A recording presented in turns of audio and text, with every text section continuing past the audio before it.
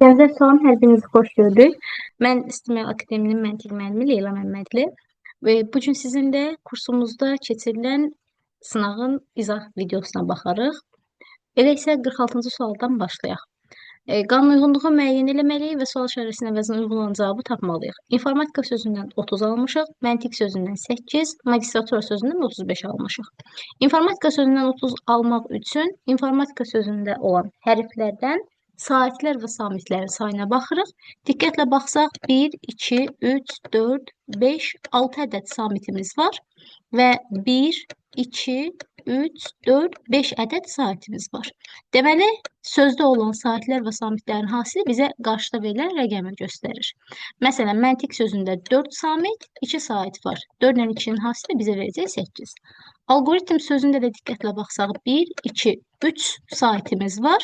1, 2, 3, 4, 5 samitimiz var. Cavab da olacaq 3 vurulsun 5 bərabərdir 15-ə. Yəni düzgün cavab Y variantıdır. 47-ci sualda qeyd olunub ki, Azərbaycan Respublikasının dövlət bayrağı bərabər enli 3 üfüqi zolaqdan ibarətdir. Yuxarı zolaq mavi, orta zolaq qırmızı, aşağı zolaq yaşıl rəngdədir. Qırmızı zolağın ortasında bayrağın hər iki üzündə ağ rəngli ay para ilə 8 ruşəli ulduz təsvir edilmişdir. Bayrağın eninin uzunluğuna nisbəti 1/2-dir. Və mətndən məntiqi nəticə çıxarmalıyıq. Elə isə variantları təhlil etməliyik. Azərbaycan bayrağının mavi rəng zolağının eni 30 sm olarsa, bayrağın uzunluğu 60 sm olmalıdır deyə bir cümləmiz var. O zaman gəlin baxaq. Biz bayrağı təqrib burada çəksək və rənglərə bölsək, yazılır ki, bayrağın mavi rəng zolağının eni, mavi rəng zolağı biz bilirik ki, üst hissədir. Bu en 30 sm olarsa, bayrağın uzunluğu 60 sm olmalıdır yazılıb. Bu kiçik n 30 sm-ə bərabərdirsə, biz bilirik ki, rənglərin ölçüləri bir-birinə bərabər olmalıdır. Yəni, buradan bura qədər olan hissədə 30 olmalıdır. Buradan bura qədər olan hissədə 30 olmalıdır. Buradan belə bir nəticə çıxarırıq ki, bayrağımızın ümumi eni 3 ədəd 30-un cəminə bərabərdir, yəni 90-a bərabərdir. Və cümlədə belə bir şey qeyd olunub ki, bayrağın eninin uzunluğuna nisbəti 1/2-dir. Bu nə deməkdir? Yəni, en uzunluqdan 2 dəfə balacadır. En 90-dırsa bizim uzunluğumuz 180 sm olmalıdır. 180 sm olarsa, burada A variantında göstərilən bayrağın uzunluğu 60 sm-dir cümləsi yanlışdır. Amma B variantına baxsaq, Azərbaycan bayrağının yaşıl rəng zolağının eni 30 sm olarsa, bayrağın uzunluğu 180 sm olmalıdır. Bu cümlə doğrudur. Yazıb yuxarıdan aşağıya doğru sıralasaq, rənglər sırasında başında göy rəng durur. Diqqətlə baxsaq, yuxarı zolaq mavi olmalıdır. Mavi rənglə göy rəng arasında fərq var və bizim bayrağımızın birinci rəngi mavi rəngdir. Göy rəng deyil. C variantı səhvdir. Bayrağımızın rəngləri CMYK rəng modelinə uyğun deyil, səhvdir. Və Y variantında yazılır ki, Azərbaycan bayrağının qırmızı rəng zolağının 20 sm olarsa, bayrağın uzunluğu 30 sm olmalıdır. Məntiqən bu da yanlış olacaq. Çünki biz baxırıq, məsələn, qırmızı rəng zolağı bu hissədir. Bu 20 sm olsa, mavi rəng zolağı da 20 olmalıdır, yaşıl rəng zolağı da 20 olmalıdır. Bayrağın eni cəm bir yerdə 60 sm-dir. Və uzunluq enindən 2 dəfə çoxdur. Məntiqən uzunluq 120 olmalıdır, amma bizə burada 30 sm verilib. Y variantı da səhvdir. Düzgün cavabımız olacaq B variantı. Davam edir 48-ci sualla. 48-ci sual aşkar operatorlara aid sualdır. Burada aşkar operatorları həll etmək üçün geniş bir sahə açaq ilk növbədə. Deməli, biz sualımızda tapmalıyıq 9 operator 6-nın qiymətini. 9 operator 6-nın qiymətini tapmaq üçün ən birincidə yerinə qoyarıq. Biz bilirik ki, x-in qiyməti 9-a bərabərdir, y-in qiyməti 6-ya bərabərdir. O zaman yazırıq 9 operator 6 bərabərdir, 9 vurulsun, x operator y, yəni 9 operator 6. Mən kvadratla olan operatorun qiymətini axtarıram. Kvadratla olan operatorun qiymətini tapmaq üçün dairənin qiymətini tapmalıyıq, yəni burada göstərilən hissəni tapmalıyıq, aldığımız cavabı 9-a vurmalıyıq. O zaman gəlin dairə olan operatorun qiymətini tapaq. 9 operator 6 bərabərdir, burada yerinə qoyaraq 2 vurulsun, 9 operator 6. O zaman biz dairənin qiymətini bilsəydik, yuxarıda yerini qoyub kvadratı tapardıq. Amma dairənin qiymətini tapmaq üçün də üçbucağın qiymətini bilməliyik. Üçbucağın qiymətini də o zaman bir dəfə yazaq. 9 operator 6 bərabərdir. Bura yerinə qoyuruq. 9 vurulsun 6 çıxılsın 2. Bu ifadə bizə verəcək 52. Üçbucaq olan operatorun qiymətini 52 tapmışıq. Yəni, burada göstərilən operatorun qiyməti 52-dir.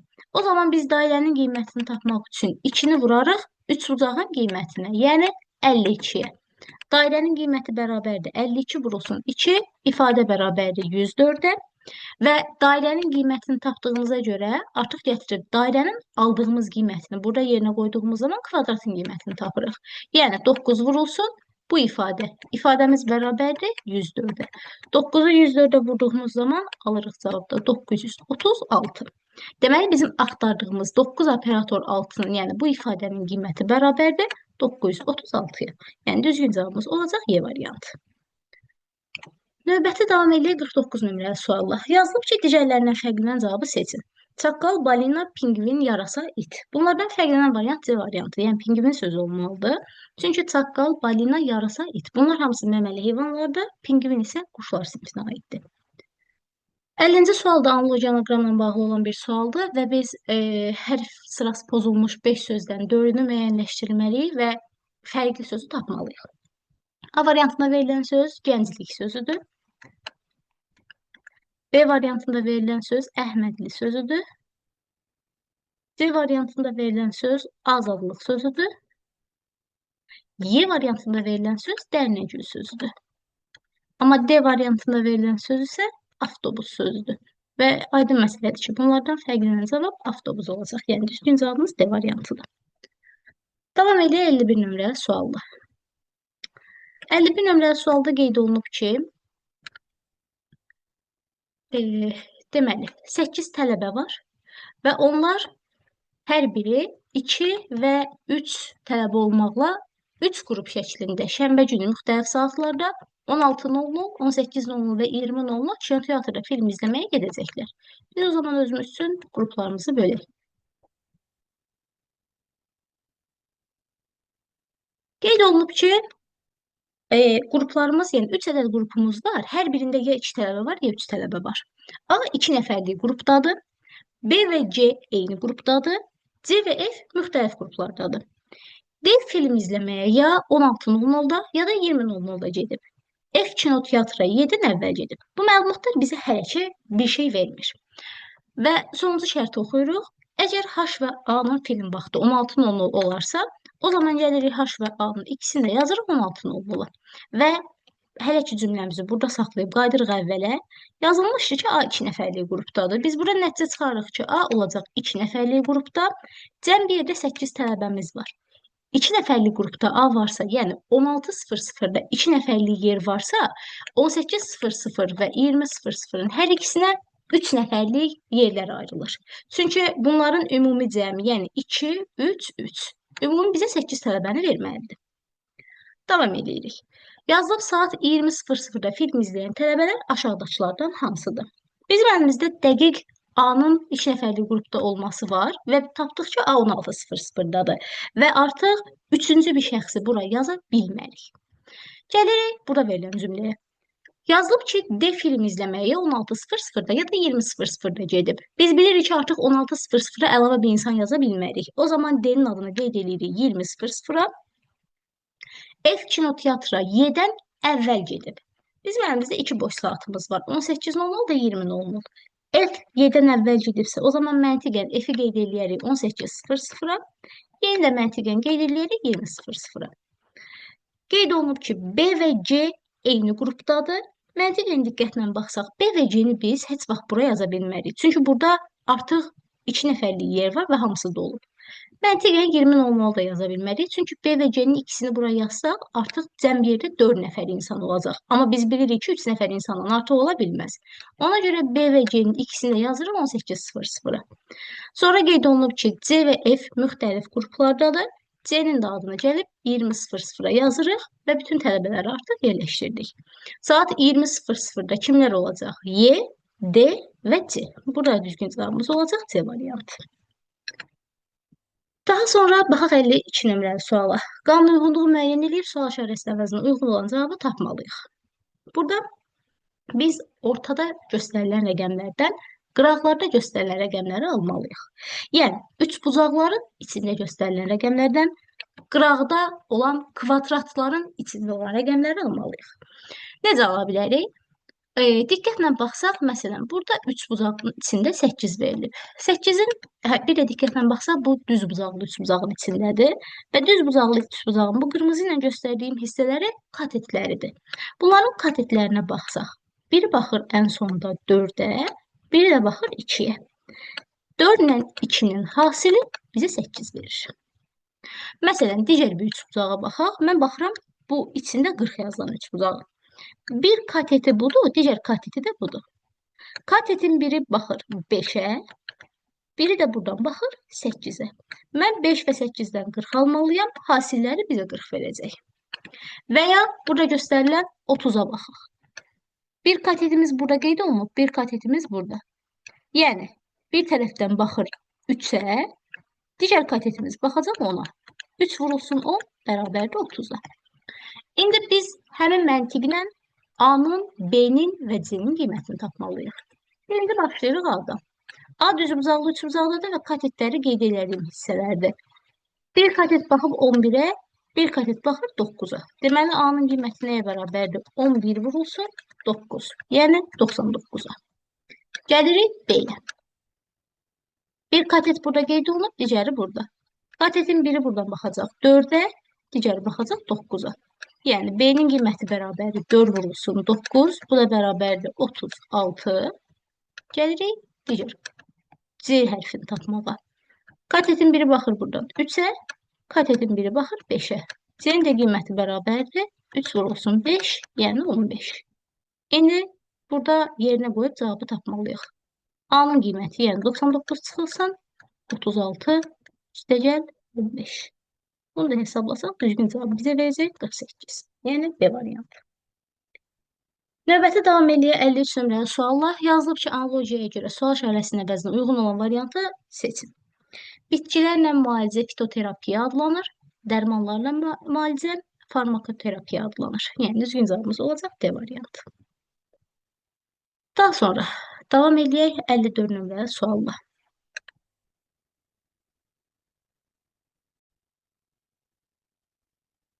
54 nömrəli sualda qeyd olunub ki, bir şirkətin işçiləri digər şirkətin işçiləri ilə dostluq etmirlər. Hər bir şirkətin işçiləri öz aralarında bir-birlərlə dostdular. O zaman əlimizdə 2 şirkət var və biz bunları ayırmalıyıq.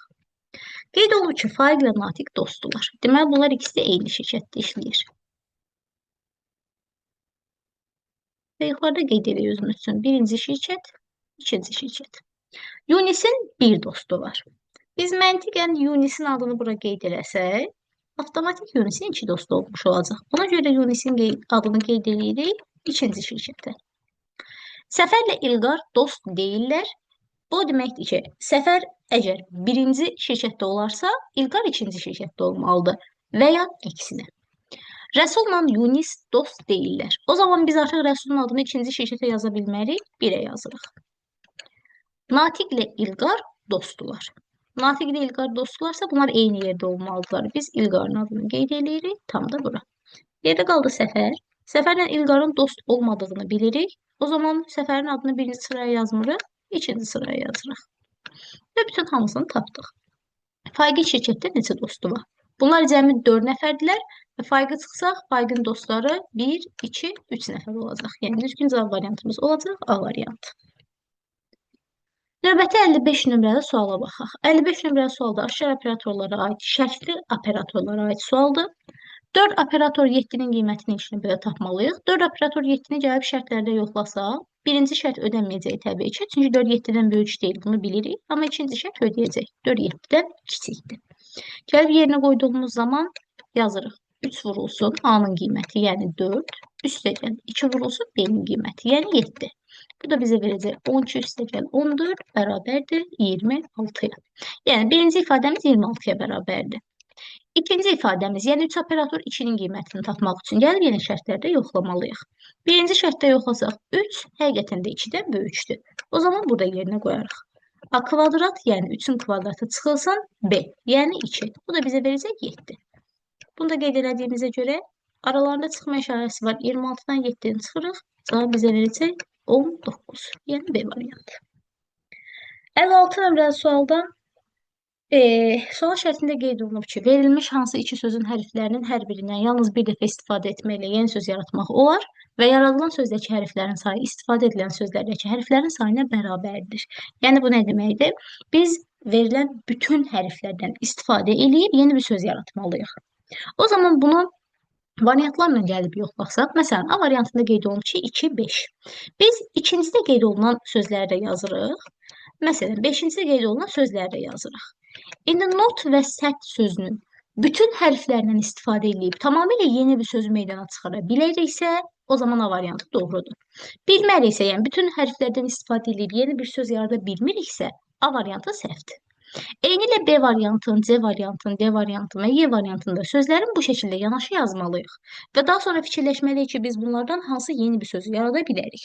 Diqqətlə baxsaq, D variantı doğru cavab olacaq. Çünki ikinci sözü, not sözünü və dördüncü sözünü, şef sözünü birləşdirdiyimiz zaman yeni bir söz həqiqətən də əmələ gəlir. Düzgün cavabımız olacaq D variantı. Daha sonra baxaq 57 nömrəli sualı. Uyğunluğu müəyyən eləməliyik. Birinci şəkildən ikinci şəkli almışıq. Üçüncü şəkildən eyni qayda ilə dördüncü şəkli almalıyıq. Diqqətlə baxsaq, birinci şəkli 90 dərəcə çevirmişik.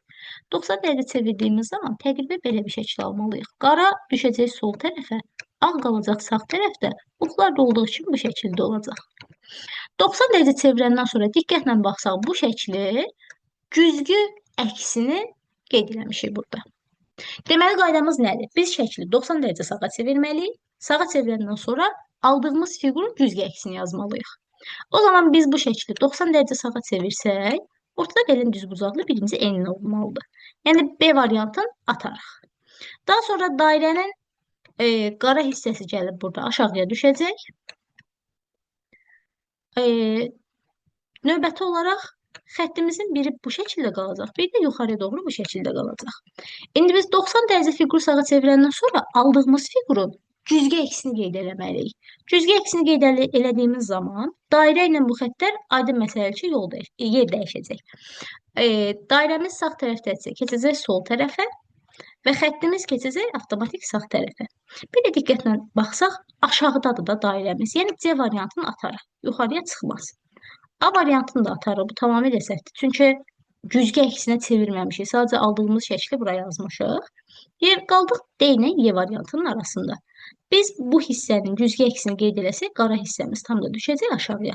Çünki biz aşağıda qara hissəni qeyd eləmişik. Güzgü əksi yenə də aşağıda olmalıdır. Sadəcə qara hissə sağdadır, güzgü əksinə çevirsək sol tərəfə düşməlidir. Yəni D variantı doğrudur, Y variantı səhv variantdır. Gəlirik 58 nömrəli sualı. Behudə, əbəs. Bunlar bir-birlərinin sinonimidir və biz sinonim olan variant seçməliyik. B variantı doğru variantdır. Sürəkli və müddətli sözləri bir-birinin sinonimdir və yerdə qalan heç bir variant bir-birinin sinonim deyil. Ola bilər ki, biz burada bəzi sözlərin mənasını bilməyək. Məsələn, gündəlik həyatımızda müddətli sözünü istifadə eləməyək və onun qarşılığının nə olduğunu bilməyək. Amma behudə və əbəs sözlərinin sinonim olduqlarını biliriksə, variantlardan sinonim olmayan sözləri çıxsaq, yerdə elə qalacaq B variantı. Növbəti davam edir 59 nömrəli sualla. 59 nömrəli sualda rəng sual qeyd olunub. Rəng sualının mahiyyəti nədir? Biz rəngləri üst-üstə qoyanda müəyyən qanuna uyğunluq alırıq. Məsələn, buradakı ağ rənglə qara rəngi üst-üstə qoyduğumuz zaman ağ alırıq.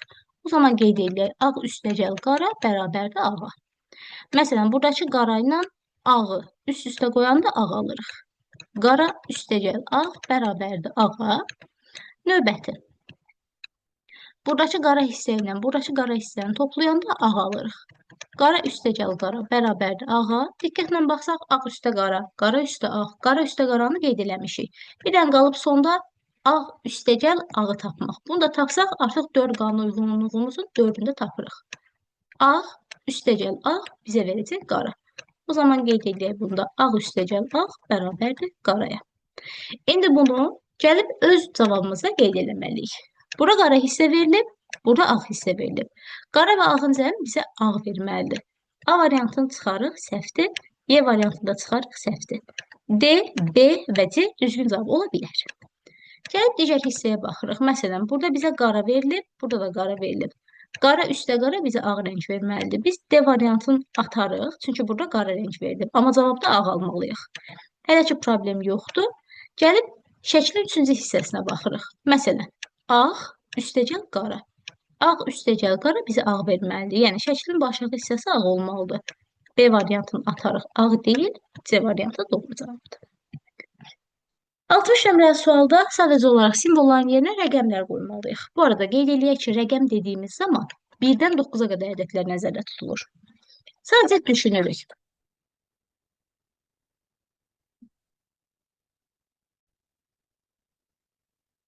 Deməli, biz elə rəqəmlər düşünməliyik ki, iki bir-birindən fərqli rəqəm olsun və hasili bizə 24 versin. Və ya aşağıda qeyd olunub, iki elə rəqəm olsun ki, hasili bizə 56 verilsin, iki elə rəqəm olsun ki, hasili bizə 21 verilsin.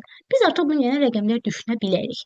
Məsələn, hasili 24 ola biləcək ədədlər dediyimiz zaman biz 6, 4, 8, 3 kimi qiymətləri qeyd edə bilərik. Dairənin qiymətini əgər 8 versək, kvadratın qiyməti bizə 3 verir. Dairənin qiymətinə 8 versək, üçbucağın qiyməti bizə 7 verir. Çünki 7 vurulsun 8 56-ya bərabərdir. Və kvadratın yerinə 3 qoyduğumuz zaman, üçbucağın yerinə 7 qoyduğumuz zaman bunların hasili bizə 21 verir. Deməli, yerinə qoyduğumuz rəqəmlər həqiqətən də ödəyir. Ödəməsəydi əgər, rəqəmləri dəyişə bilərdik. Dairənin qiyməti 8, kvadratın qiyməti 3, üçbucağın qiyməti 7. Biz bunların hasilini 4-ə böldüyümüz zaman cavabda alırıq 42. Davam eləyək 61 nömrəli sualla. 5 və 7-dən 23 almışıq, 5 və 14-dən 51 almışıq, 4 və 9-dan sual işarəsini alarıq. Necə ala bilərik 5 və 7-dən 23-ü? 5 və 7-nin hasilindən 5 və 7-nin cəmini çıxarıq. Bu da bizə verəcək 23. O zaman sual işarəsini tapmaq üçün 4 və 9-un hasilindən 4 və 9-un cəmini çıxmalıyıq.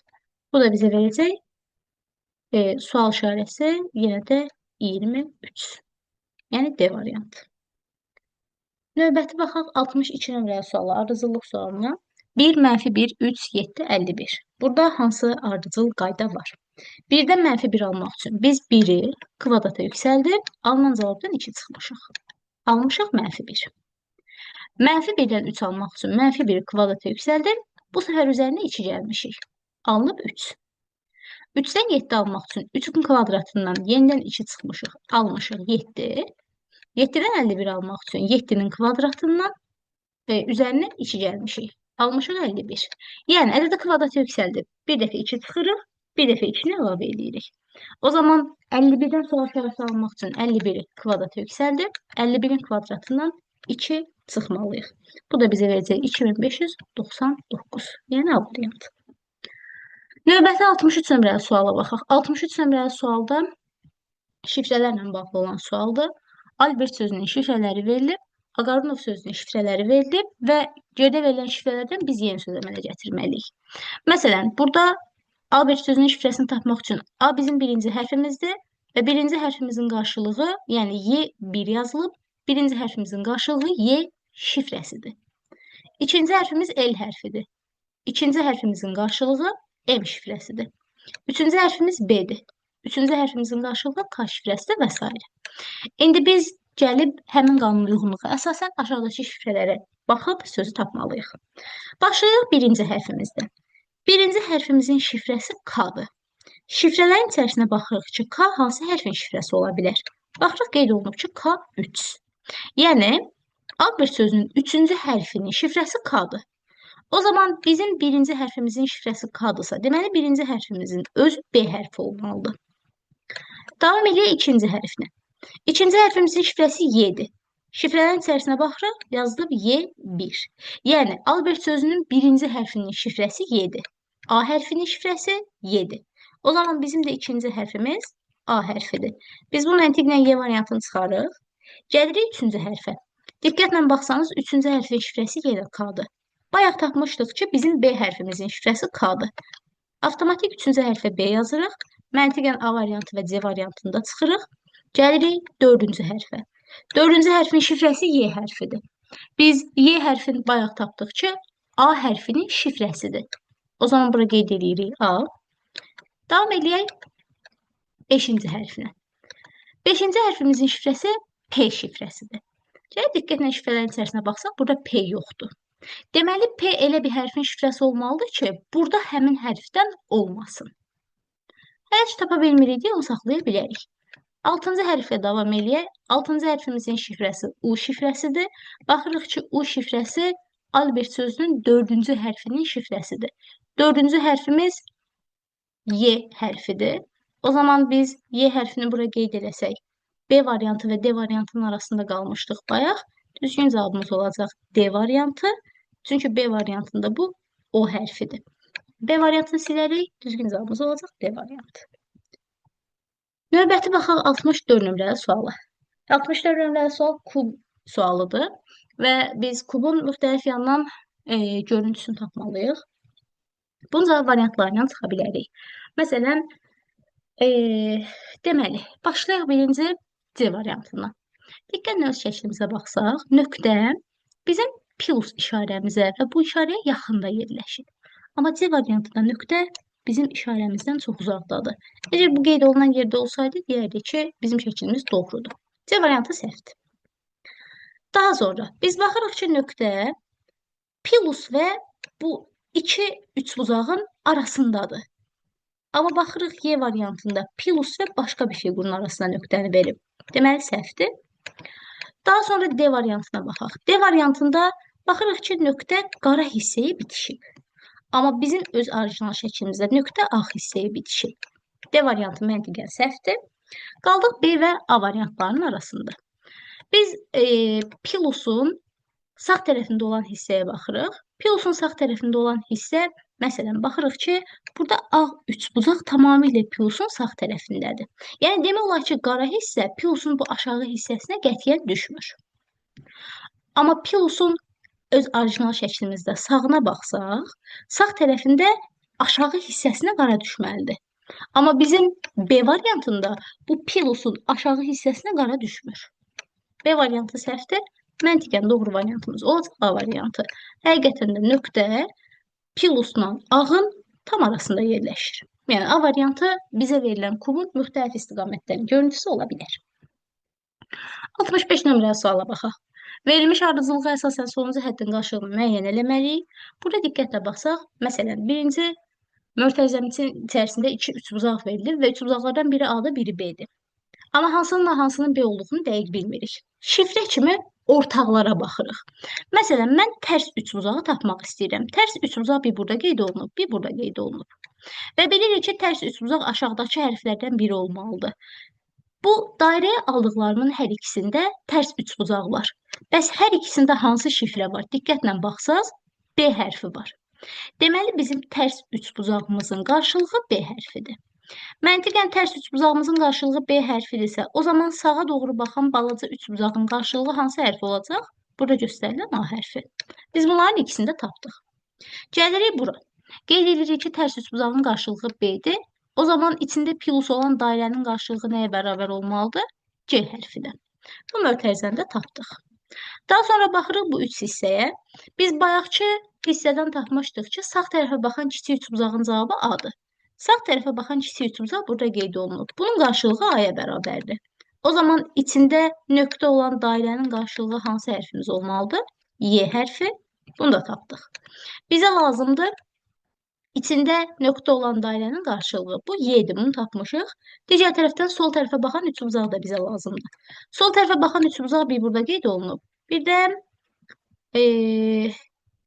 başqa bir yerdə qeyd olunmayıb. O zaman gəlin baxaq bu hissə ilə bu hissədə ortaq olan fiqurlar düz üçbucaqdır. Düz üçbucaq həm burada var, həm burada var. Bəs hərflərə diqqətlə baxsaq, hansı hərf hər ikisində təkrarlanır? C hərfi.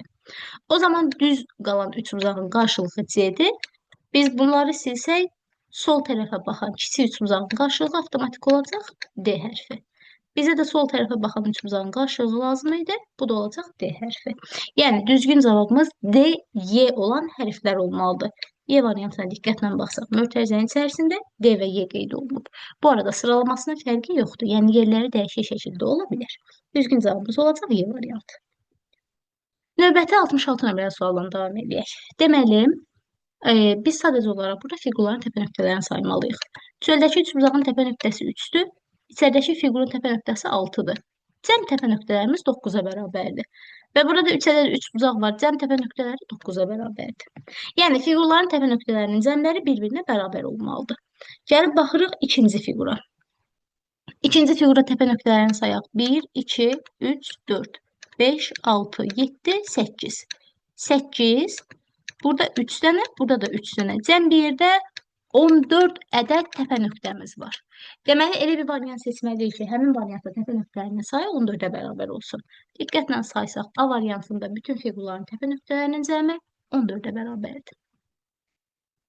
Növbəti 67 nömrəli sualla davam edək. 67 nömrəli sualda şəklin analizinə aid bir sual verilib və biz burada əksik olan hissələri tamamlamalıyıq və tamamlamazdan əvvəl fiqurların üzərində qeyd edək 1, 2, 3 rəqəmlərini.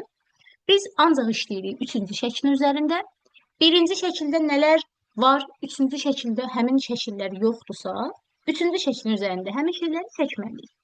Məsələn, buradan belə bir düz xətt verilib, bizdə həmin düz xətt yoxdur. Buradan maili bir xətt verilib, bizdə həmin hissə yoxdur. Buradan belə bir düz xətt verilib, bizdə həmin düz xətt yoxdur. Buradan aşağıya doğru düz xətt verilib, bizdə həmin düz xətt yoxdur. Daha sonra maili bir düz xətt verilib sağ tərəfdə. Maili düz xətt seçirik. Sonra baxırıq ki, bu fiqurda başqa elə bir xətt varmı ki, bizdə olmasın? Yoxdursa əgər, keçirik ikinci şəklimizi. İkinci şəkildə də hansı fiqur, daha doğrusu hansı xətt var? Bizim üçüncü şəklimizdə yoxdursa onu əlavə edirik. Məsələn, yuxarıdan belə bir düz xəttimiz. Bizdə yoxdur, seçirik. Sol tərəfə doğru maili xətt. Seçirik. Daha sonra buradan belə bir maili xətt. Bunu da seçirik və düz xətt. Bunu da seçirik. Başqa elə bir xəttimiz qaldı mı? Diqqətlə baxsaq, burada da bir kiçik xəttimiz var. O da bizdə yoxdur. Və cavab variantı da elə bir şey olmalıdır ki, bizim burada qırmızılarla çəkdiklərimizi əhatə eləsin. Qırmızı ilə çəkmədiyimiz hər hansısa bir xətt bizə lazım deyil. Məsələn, burada variantları bir-bir çıxdaş eləyə bilərik. D variantını ilk növbədə atarıq. Çünki diqqətlə baxsanız, bu ortada olan xətti biz qırmızı ilə çəkməmişik. Kitabın özündə var. Amma burada diqqətlə baxsaq, ortada xətt verilib. Deməli, səhvdir. Daha sonra A variantını ata bilərik, səhv variant kimi. Çünki bu üstdə belə bir xətt var və biz bunu seçmişik. Amma A variantında burada belə bir xətt yoxdur. Səhvdir. Növbəti olaraq yanlış cavab kimi hansı variantı ata bilərik? Sağ tərəfə baxan üçbucaq olmalıdır. Bu hissə olmalıdır. Çünki biz bunu seçməmişik. Biz seçmişik bunu. Kitabın özündə qeyd olunmuyub. B variantı səhvdir. Qaldıq C və Y-nin arasında. İki variantın arasında qalırıqsa bunu tapmaq daha rahatdır. Çünki biz iki variantın arasındakı fərqə baxırıq. Diqqətlə baxsaq, Y variantında bu hissə, yəni X vari hissə olmalıdır. Çünki biz seçməliyik bu X-i. Y variantında yoxdur. Avtomatik düzgün cavab olacaq C variantı. Yəni bizim burada qırmızı ilə çəkdiyimiz C variantını əhatə edir. Növbəti 68 nömrəli suala baxaq. Burada operator şairlərin yerinə sadəcə olaraq toplama, çıxma, vurma, bölməni qeyd etməliyik. 6, 8, 6, 3 biz bunların 30 almaq üçün üçbucaqların yerinə vurma işarəsini yazsaq 6 vur 8, 48. 6 vur 3, 18. 48 və 18-ə 30 almaq üçün biz bunları bir-birindən çıxmalıyıq. Yəni, mahiyyətcə üçbucaqların yerinə vurma işarəsi almalıyıq. Ulduzun yerinə çıxma işarəsi. 6 vur 8, 48. 3 vur 9, 27. 48-dən 27-ni çıxdığımız zaman düzgün cavab variantını alırıq. B variantı, yəni 21. Daha sonra 69 nömrəli suala baxaq. Yenə şəkillərlə bağlı olan sualdır və biz burada şəkillərin çevrilməsini görürük. Çevrilmə kimi də baxa bilərsiniz, hərəkət kimi də baxa bilərsiniz. Məsələn, baxaq ilk növbədə içindəki üçbucaqların hərəkətinə. Diqqətlə baxsaq, ilk növbədə üçbucaqların rəngləri dəyişir. Bir dəfə qara verilib, bir dəfə ağ. Bir dəfə qara verilib. Deməli, növbəti içəridə olan üçbucaq ağ rəngli olmalıdır. Biz D variantını atarıq, çünki burada ağ rəngli olmalıdır. Və üçbucağın hərəkətinə baxsaq, sağ tərəfi bir addım atıb qalıb burada. Yenidən bir addım yuxarı doğru atıb qalıb burada. Məntiqən bir addım atıb təqribi sol tərəfdə qalmalıdır. Sol tərəfdə qalacaqsa biz A variantını atarıq, fiqur burada olmalıdır. Yeni də atarıq, fiqur burada olmalıdır. Və çöldəki qara hissəyə baxsaq, qara hissə də hərəkət edib. Qara hissə verilib solda, bir adım hərəkət edib sağa. Bir adım yuxarı qalıb burada. Bir adım da sol tərəfə keçsə, təqribi qara hissə olmalıdır burada.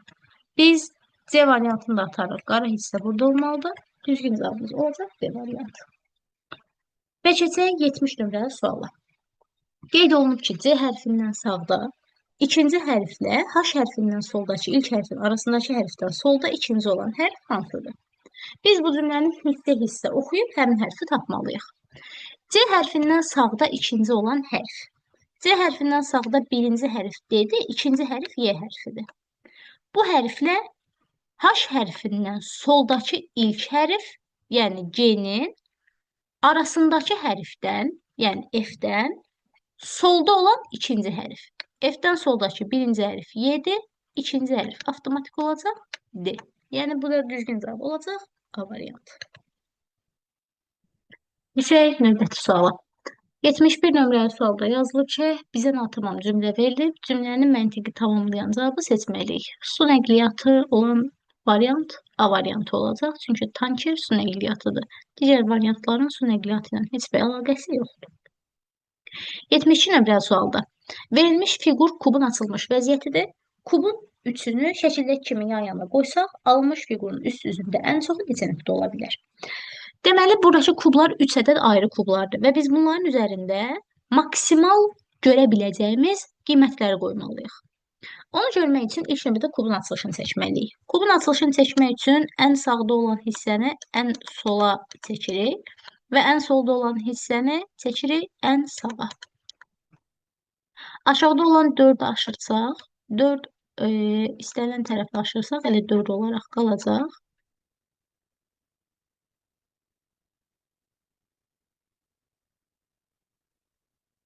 Daha sonra 3'ü aşırmalıyıq.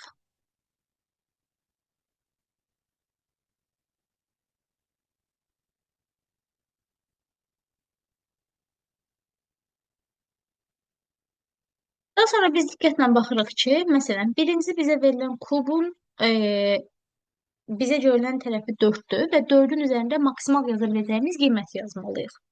4'ü aşağıda aşırmışıq. 4'ün üzərində maksimal yaza biləcəyimiz qiymət 6'dır. O zaman bunu qeyd eləyək. Növbəti baxaq 1'ə.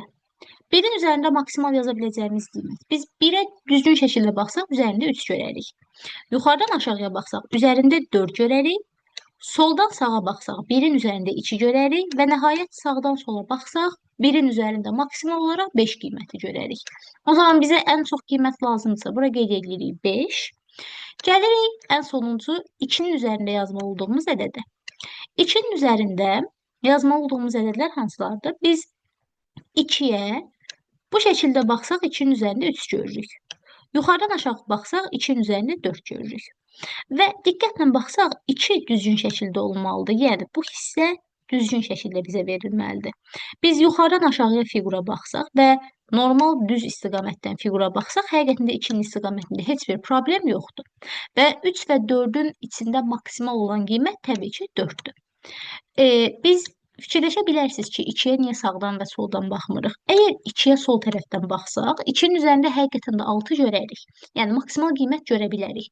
Amma 2'nin istiqaməti bizdən tələb olunan 2'nin istiqaməti ilə düzgün olmaz. Çünki biz sol tərəfdən 2'yə baxsaq, diqqətlə baxsanız bu üstdə olan hissə sol tərəfdə olmalıdır. Amma bizə lazımdır ki, üstdə olan nöqtə sağ tərəfdə olsun. Yəni sağ və soldan 2'yə baxsaq, həmin 2'nin istiqaməti burada verilən 2'nin istiqaməti ilə düzgünlük təşkil eləməz. Amma yuxarıdan və aşağıdan baxsaq, bu 2 ilə düzgünlük təşkil edək. Və burada verilən fiqurların üzərində yazmalı olduğumuz maksimal qiymətlər 6, 4, 5'dir. Bunlar da cəmləri bərabərdir 15'ə, yəni B variantı. 73 nömrəli sualına davam edək. 73 nömrəli sualda V, C, H-ın hansı fiqurlar olmasını müəyyən eləməliyik. Biz baxırıq eyni olan fiqurlara. Məsələn, 2 və 15'dən romb almışıq. 2 və 19'dan yenə romb almışıq. 3 və 20'dən romb almışıq. 3 və 50'dən romb almışıq. Rombların mahiyyəti nədir? Biz 2 və 15'dən rombu necə ala bilərik? 15 2'yə tam bölünmür. Qalıqlı bölünür. Deməli, əgər fiqur bir-birinə qalıqlı bölünürsə, ora romb qeyd olunur. 2 20'yə qalıqsız bölünür, 2 50'yə qalıqsız bölünür. Əgər fiqur bir-birinə qalıqsız bölünürsə, yəni tam bölünürsə, 3 uzaq yazılır ora. O zaman biz V'nin qiymətini tapmaq üçün 10 və 15'dən V almalıyıq. 15 10-a qalıqla bölünür deyə biz V-nin qiymətini taparıq. Romba bərabərdir. Növbəti C-nin qiymətini tapmalıyıq. 5 və 20. 25-ə qalıqsız bölünür deyə C-nin qiymətini tərs 3 bucaq alarıq. H-ın qiymətini tapmaq üçün də 5 və 50-dən H almalıyıq. 55-ə qalıqsız bölünür. Qalıqsız bölünərsə biz onun da yerinə tərs 3 bucaq yazarıq. İndi düzgün cavab variantını qeyd etmək istəyiriksə, diqqətlə baxsaq, A variantı həqiqətən də romb, 3 bucaq və 3 bucaq bizim üçün düzgün cavab variantı ola bilər. Növbəti 74 nömrəli suala baxaq. Serpentologiya ilanlar haqqında elmdir, apiologiya arılar haqqında elmdir. Yəni düzgün cavab variantımız B variantıdır. 75 nömrəli sualda da biz qanla uyğunluq əsasında sual işarəsini tapmalıyıq. 2 və 8-dən 9 almaq üçün 8 və 2-nin cəmini taparıq. Bizə verirlər 10. 10-dan 1 çıxdığımız zaman cavab alırıq 9. 3 və 6-nın cəmini tapırıq. Bizə verəcək 9. 9-dan 1 çıxdığımız zaman düzgün cavab alarıq. 8-ə bərabərdir. Növbəti davam edək 76 nömrəli sualla. Deməli, biz 76 nömrəli sualda fiqurun ilk növbədə təpə nöqtələrinə baxmalıyıq. Çünki təpə nöqtələri bizə köməkliyi göstərəcək. Deməli, burada qeyd olunan 17, 3, 11, 45-dən 60 və 92-ni almalıyıq. Biz bu ədədlərdən 60 və 92-ni almaq üçün ilk növbədə qıraqların sadəcə olaraq cəmlərinə baxırıq. Yəni 17, üstə 3, üstə 11, üstə 45. Bunların cəmləri bizə verəcək 76. Biz 76-dan 60 almalıyıq və 92 almalıyıq. 76-dan üzərinə İçəridə verilən fiqurun təpə nöqtələrinin kvadratlarının cəmini gəldiyimiz zaman, yəni 4-ün kvadratını gəldiyimiz zaman çöldəki rəqəmi, yəni 92-ni alırıq. 76-dan bu həmin fiqurun təpə nöqtələrinin kvadratlarının cəmlərini çıxdığımız zaman 60 alırıq. Deməli, biz sual işarəsindən qiyməti tapmaq üçün burada qeyd eləmişəm. Təpə nöqtələrin ilk növbədə cəmini tapmalıyıq. Yəni 3, üstə 11, üstə 20, üstə 24, üstə x bilmirik neçədir. Bunları topladığımız zaman, yəni 3, 11, 20, 24 cavab alarıq 58. 58 üstə, təbii ki, biz x-in qiymətini tapmalıyıq. X. Biz bu ədəddən verilən təpə nöqtələri baxırıq ki, 5 bucaqlıdır. 5-in kvadratı olan 25-i çıxdığımız zaman içəridə olan 55-i alırıq. 55-i alırıqsa, o zaman riyazi qayda ilə x-in qiymətini qeyd edə bilərik. X-in qiyməti bizə neçə verəcək? 58-dən 25 çıxsaq 33. 33-ün üzərinə x gəldiyimiz zaman 55 alırıq. X-in qiyməti bərabərdir 22-yə. X-in qiyməti 22-dirsə, çöldəkini də tapa bilərik. Biz 22, 3, 11, 20, 24 bunları toplayaraq, bunlar bizə verəcək 80. 80-dən 5 bucaqlının təpələrinin kvadratlarının cəmini çıxdığımız zaman, yəni 25-i çıxdığımız zaman, daha doğrusu üzərinə gəldiyimiz zaman çöldəki rəqəmi almalıyıq. 80-in üzərinə 25 gəldiyimiz zaman cavab alırıq, 105-ə bərabərdir. Yəni, qaydanı bir dəfə ümumiləşdirsək, qıraqda olan rəqəmlərin cəmindən içəridə verilən fiqurun kvadratını çıxdığımız zaman aldığımız ədədi içəri yazırıq. Həmin kvadratı üzərinə gəldiyimiz zaman aldığımız ədədi çöldə yazırıq. Keçək 77 nömrəli suala. Sualda qeyd olunubdur ki, Tələbə Gənclər Təşkilatının 5 üzvü J, K, L, M, N keçiriləcək tədbirə hazırlıqla əlaqədar bir iş həftəsi ərzində hər gün 2 nəfər olmaqda işə cəlb olunur. Təşkilatın sədri onların iş qrafikini müəyyənləşdirərkən aşağıdakıları nəzərə almalıdır. Tələbələrin hər biri heç olmasa bir gün işləməlidir. Tələbələrin heç biri 3 ardıcıl gün işləməməlidir. M cümə axşamı və cümə günləri işləməlidir. K-nın işlədiyi günlər J işləməməlidir. Biz o zaman həftə içi bunların işlədiyini biliriksə, yazarıq özümüz üçün həftə içi günləri və bunları nəzərə alaraq tərtib olunmuş iş qrafikinə görə K həftədə 4 gün işləyir.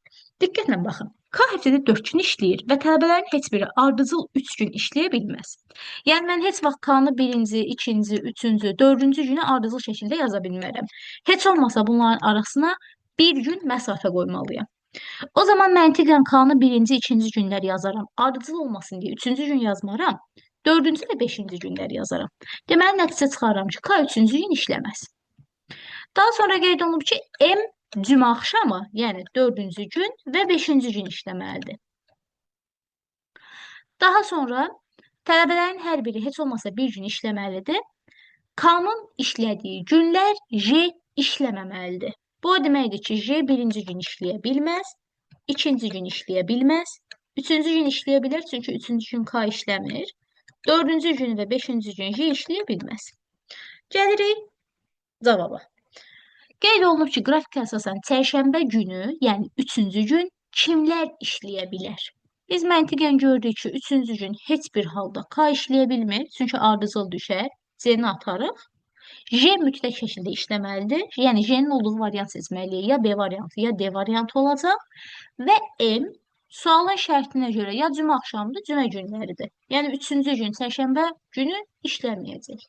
O zaman M-in olduğu variantı çıxırıq. Yerdə bir dənə qalacaq B variantı. Davam eləyək 78 nömrəli sualla.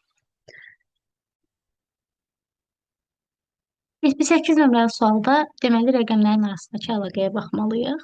Rəqəmlərin arasındakı əlaqə ondan ibarətdir ki, burada verilən 12-dən 12-yə yaxın olan 5 və 4-dən və 3-dən bir-birindən əlaqəli cavablar almışıq. Biz 12-dən ona bitişi olan 5 və 4-ün cəmini çıxdığımız zaman cavabda alırıq 3. Yəni ortadakı ədədi alırıq. Məsələn, 11-dən ona bitişi olan 6 və 2-nin cəmini çıxdığımız zaman ona bitişi olan yəni 3 alırıq. O zaman biz sual işarəsindən, bilmirik sual işarəsi neçədir. Ona bitişi olan 4 və 3-ün cəmini çıxsaq, ortada verilən 3 alırıq. Deməli, x-in qiyməti bərabər olmalıdır 10-a. Bu da olacaq B variantı. Daha sonra 79 nömrəli sualda qeyd olunub ki, ardıcılığa əsasən sual şəhərlərinin yerinə uyğun olan variantı seçin. Biz bu ardıcılığa sətr üzrə deyil, sütun üzrə baxsaq müəyyən əlaqə görərik. 61-dən 183 almaq üçün 61-i 3-ə vurarıq. 28-dən 7 almaq üçün 28-i 4-ə bölərik. 12-dən 60 almaq üçün 12-ni 5-ə vurarıq. Deməli, növbəti olaraq bu ədədləri bir-birinə bölməliyik və sıraya baxsaq 3, 4, 5 yazılıbsa, növbəti bölməli olduğumuz ədədlər 6-dır. Yəni, birinci sual işarəsini 6-ya böldüyümüz zaman ikinci sual işarəsini almalıyıq. Diqqətlə baxsaq, burada Y variantı düzgün cavab kimi bizim üçün ödəyəcək. Daha sonra 80 nömrəli sualda yazılıb ki, A üstə B 16, B üstə C 36, A üstə C 42-yə bərabərdir. O zaman bunları qeyd eləsək, A plus B 16-dır. B plus C 36-dır. A plus C 42-dir. Biz bunları tərəf-tərəfə toplasaq hər üçünü, qeyd eləyərik. 2A üstəgəl 2B üstəgəl 2C bərabərdir 16, 36, 42-nin cəmini. Bu ədəd də bizə verəcək 94. Və verilən hər tərəfin yanında 2 olduğuna görə, yəni 2-yə bölünən ədədlər olduğuna görə hər tərəfi 2-yə bölsək alırıq A üstə B üstə C bərabərdir 94 bölünsün 2. 94-ün yarısı bizə verəcək 47. Yəni C variantı. Daha sonra 81 nömrəli məsələ ilə davam edək. Bu məsələ ilə davam etmək üçün məsələnin ilk növbədə cədvəlini seçməliyik. Məsələnin şərti ilə tanış olaq, daha sonra cədvəli seçərik. Ovçu məsələsi də qeyd olunub ki, ovçunu görən heyvanlardan L cökə ağacının yanında, N şam ağacının yanında, M çinar ağacının, K şabalıd ağacının yanında gizlənir və daha 2 yer boş qalır. Heyvanların sayı 4-ə bərabərdir və diqqətlə baxsaq ağacların sayı 6-dır. Hər bir heyvan yerini yalnızca ovçu onun gizləndiyi yerə istiqamətlənəndə dəyişir. Heyvan digər heyvanların gizləndiyi yerə keçə bilməz, özlərinin axırıncı tərk elədiyi yerə qayıda bilməz, ovçu ilə yerini dəyişə bilməz. Gizlənmə imkanı olmayan heyvan da ovçunun şikarına çevrilir. O zaman biz məsələnin cədvəlini seçək və cədvəli seçmək üçün biz orada ilk növbədə ağacların adını qeyd eləməliyik və gedişlərin nömrələrini qeyd eləməliyik.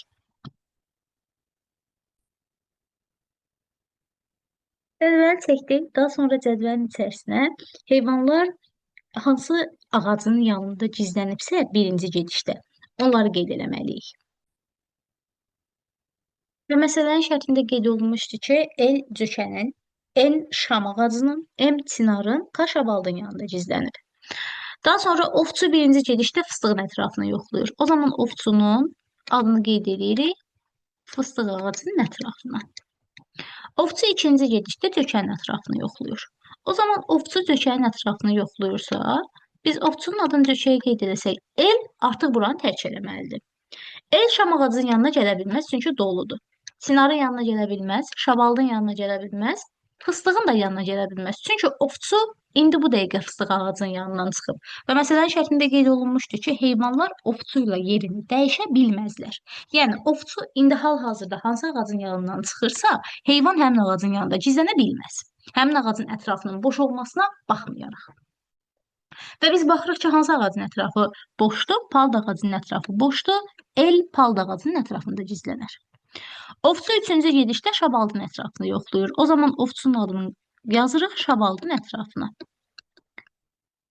Bir də burada məsələn şam ağacının yanında N, çinar ağacının yanında M, şabaldın yanında K, fıstığın yanı boş idi. Bunu qeyd edək. Ovçu əgər şabaldın yanına gəlirsə, K şabaldın yanında gizlənib. K buradan çıxmalıdır. Cökənin yanına gələ bilməz, çünki ovçu indi bu dəqiqə cökənin yanından çıxıb. Şam ağacının yanı doludur. Çinarın yanı doludur, palıdın da yanı doludur. Deməli, K yalnızca fıstıq ağacının yanında gizlənə bilər.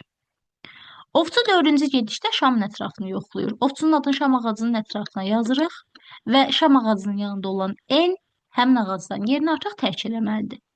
N cökəyə gələ bilər, çünki cökənin ətrafı boşdur. Çinarın ətrafı doludur. Ovçu indi bu dəqiqə şabaldan çıxıb deyə N heç vaxt bura gələ bilməzdi. Fıstığın ətrafı doludur, palıdın ətrafı doludur. Gəlirik. Qeyd olunub ki, ovçu 6-cı gedişdə çinarın ətrafını yoxlayır, amma aşağıda 5-ci gedişi yazıb. Yəni 5-in altının yerlərini dəyişib. Biz birinci 5-ci gedişi tapaq, sonra 6-cı gedişi taparıq. Çünki gedişlər sıralama ilə olmalıdır. Sualın şərtində onun yerinin qarışdırılması sizi çaşdırmasın. Ovçu 5-ci gedişdə N-in gizləndiyi yeri yoxlayır. O zaman baxırıq ki, ovçu N-in gizləndiyi yeri yoxlayırsa, deməli cökə ağacına gəlir. Ovçunun adını qeyd edirik cökəyə. N buradan çıxmalıdır. Şama gələ bilməz. Çünki ovçu indi bu dəqiqə buradan çıxıb. Çinar doludur. Şabaldın ətrafı boşdur. N bura gələ bilər. Fıstığın ətrafı doludur. Palıdın ətrafı doludur. Ovçu 6-cı gedişdə çinarın ətrafını yoxlayır. Ovçunun adını gəlib yazırıq çinarın ətrafına. Çinarın ətrafında olan M buradan çıxmalıdır. Cökəyə gələ bilməz. Şabalıd doludur. Fıstıq doludur. Palıd doludur. O zaman M şam ağacının ətrafına gələcək. Ovçu 7-ci gedişdə hansı ağacın ətrafını yoxlasa, həmin gedişdə o şikar sahibinə çevrilir. Yəni həmin gedişdə ovçu artıq heyvanları tutar. Burada artıq variantları bir-bir yoxlamalıyıq. Məsələn, birinci şabaldı yoxlayırıq. Ovçu əgər şabaldın ətrafına gəlsə, diqqətlə baxın, yəni ovçu bura gəlsə, N artıq buradan çıxmalıdır. N buradan çıxıb şam ağacının yanına gedə bilməz, doludur. Çinarın yanına gedə bilməz, ovçu indi bu dəqiqə buradan çıxıb. Fıstığın yanına gedə bilməz, palıdın yanına gedə bilməz. N məcburən cökənin yanına gəlməlidir. Amma sualın şəklində belə bir cümlə var idi ki, hər bir heyvan belə deyək də, özlərinin axırıncı tərk elədiyi yerə qayıda bilməzlər. Və biz görürük ki, cökənin ətrafından çıxıb, şabaldın ətrafına gedib. Təzədən şabaldın ətrafından çıxıb, cökənin olduğu yerə gedə bilməz. Yəni, özünün axırıncı tərk elədiyi yer cökəydir. Cökədən çıxıb şabalda gəlsə, yerindən cökənin yanına gedə bilməz. Getsə, artıq o şikar olacaq. Yəni, ovçu onu tutacaq. Deməli, ovçu şabaldın yanına gəlsə, N-i tutacaq. Cavablardan biri 1-dir.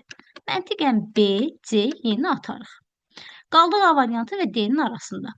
Gəlin A variantında olan 1-i yoxlayaq. Daha doğrusu 4-ü yoxlayaq. Yəni, ovçu cökənin yanına gəlsə nə baş verir? Ovçunun adını qeyd edirik cökəyə. Diqqətlə baxın, cökənin ətrafında heç bir heyvan yoxdur. Yəni, ovçu cökənin ətrafına gəlsə belə heç bir heyvan tuta bilməyəcək. Digər heyvanlar artıq bütün ağacların ətrafında təhlükəsiz şəkildə yerləşiblər.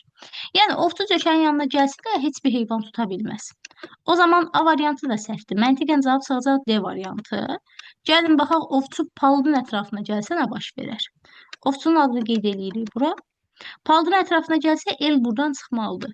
Fıstığa gedə bilməz. El, çünki K buradadır. Şabalda gedə bilməz, çünki N buradadır. Çinara gedə bilməz, çünki ovçu indi bu dəqiqə buradan çıxıb. Şama gedə bilməz, çünki M buradadır. El cökəyə gedə bilər. Amma problem nədir? Cökənin əslində ətrafı boşdur. Sadəcə olaraq el daha əvvəl cökədə olub. Yəni, özünün axırıncı tərk elədiyi yer cökədir. Cökədən çıxıb palıd ağacının ətrafına gəlibsə, yenidən cökənin ətrafında gizlənə bilməz. Əgər gizlənsə, ovçu onu tutacaq. O zaman məntiqən cavab olacaq palıd və şabalıq, yəni düzgün cavab variantı olacaq D variantı.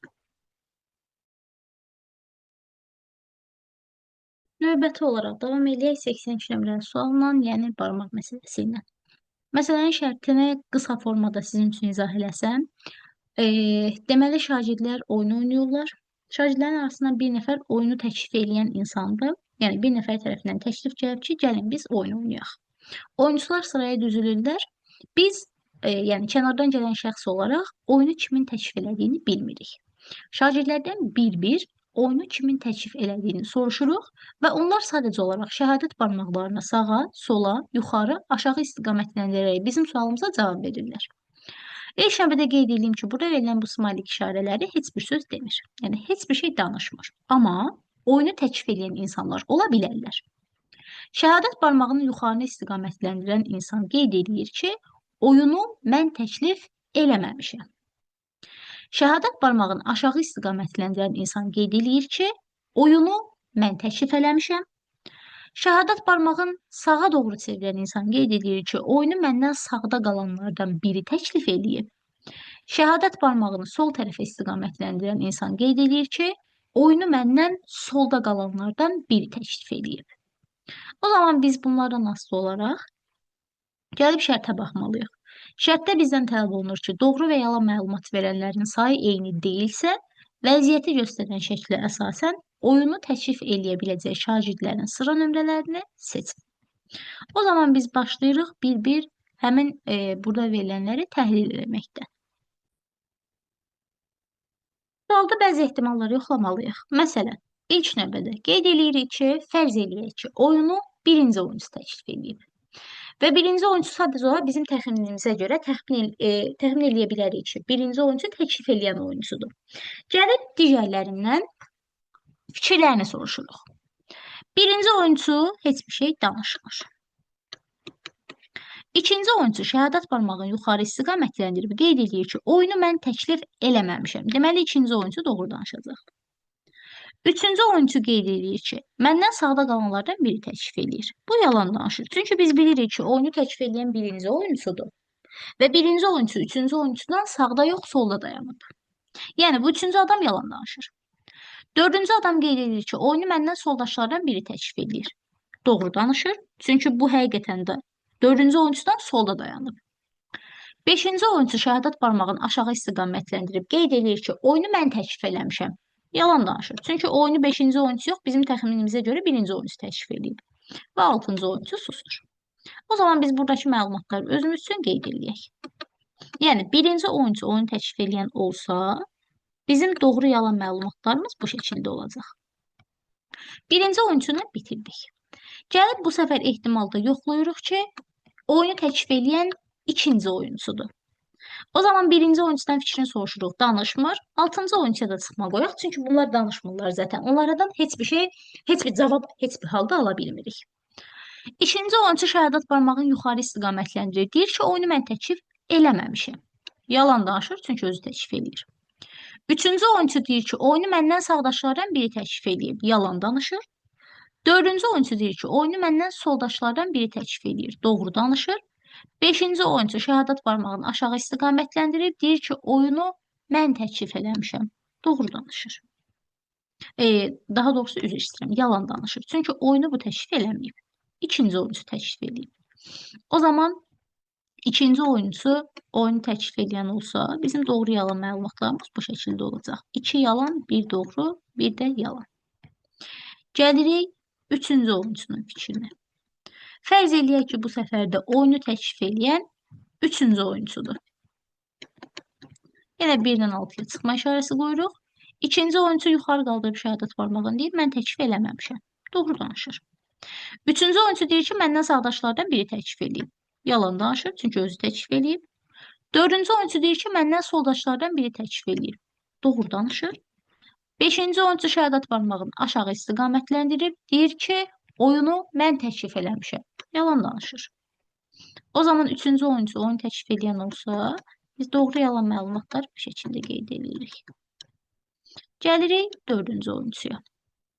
Dördüncü oyuncu oyunu təklif edən olsa, nə baş verər? Burada qeyd edirik. Yenə 1-dən 6-ya çıxma qoyuruq. İkinci oyuncu şəhadət barmağını yuxarı istiqamətləndirir. Deyir, mən təklif eləməmişəm. Doğru danışır. Üçüncü oyuncu şəhadət barmağı sağa istiqamətləndirir. Yəni ondan sağdaşlardan biri təklif eləyir, doğru danışır.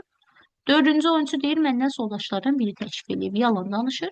Beşinci oyuncu deyir ki, mən təklif eləmişəm, yalan danışır. Yine biz doğru, doğru, yalan, yalan yazırıq. Əvvəllə sonra da çıxma qoyuruq.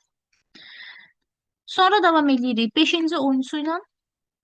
Beşinci oyuncu oyunu təklif eləyən olsa əgər, ikinci oyuncu şəhadət barmağı yuxarı istiqamətləndirir. Deyir ki, oyunu mən təklif eləməmişəm. Doğru danışır. Üçüncü oyuncu deyir ki, sağdaşlardan biri təklif edir. Doğru danışır. Dördüncü oyuncu deyir ki, soldaşlardan biri təklif edib. Yalan danışır. Beşinci oyuncu nəhayət şəhadət barmağını aşağı istiqamətləndirib. Deyir ki, oyunu mən təklif eləmişəm. Doğru danışır. O zaman buraya qeyd edirik. Doğru, doğru, yalan, doğru. Və gəlirik sonda 6-cı oyuncuya. Fərz eləyək ki, oyunu təklif edən 6-cı oyuncudur. İkinci oyuncu şəhadət barmağını yuxarı istiqamətləndirir. Deyir, oyunu mən təklif eləməmişəm. Doğru danışır. Üçüncü oyuncu deyir, məndən sağlı qalanlardan biri təklif eləyib. Doğru danışır. Dördüncü oyuncu deyir, məndən soldaşlardan biri təklif edir. Yalan danışır. Beşinci oyuncu deyir ki, oyunu mən təklif eləmişəm. Yalan danışır. O zaman biz yenə tapırıq ki, bizim əlimizdə 2 doğru, 2 yalan məlumat var. Bunları qeyd edək. Daha sonra gəlirik sualın əsas şərtinə. Əsas hissəmiz budur. Qeyd olunub ki, doğru və yalan məlumat verənlərin sayı eyni deyilsə, vəziyyəti göstərən şəklə əsasən oyunu təklif edə biləcək şagirdlərin sıra nömrələrini seçin. Biz elə sıra nömrəsi seçməliyik ki, doğru ilə yalan bir-birinə bərabər olmasın. Birinciyə diqqətlə baxsaq, doğru ilə yalan bir-birinə bərabərdir. Səhvdir. Üçüncüyə diqqətlə baxsaq, doğru ilə yalan bir-birinə bərabərdir. Dördüncüyə baxsaq, doğru ilə yalan bir-birinə bərabərdir. Altıncıya baxsaq, doğru ilə yalan bir-birinə bərabərdir. Deməli, doğru və yalan məlumatların sayı bərabər olmayan bir 2-dir. Bir də burada verilən 5-dir. Yəni, düzgün cavab olacaq 2, 5. Burada da olacaq A variantı.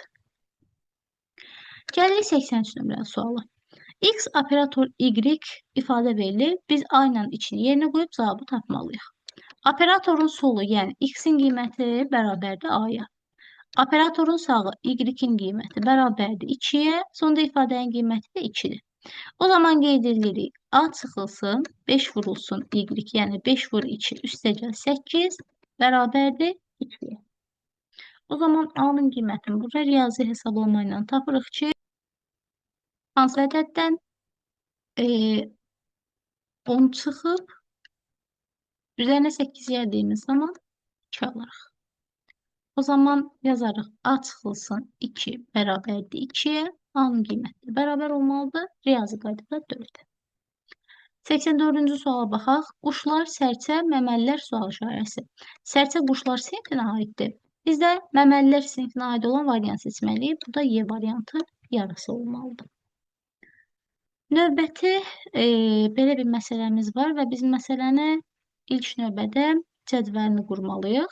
Cədvəli qurmamızdan əvvəl yenidən məsələnin şəkli ilə tanış olaq.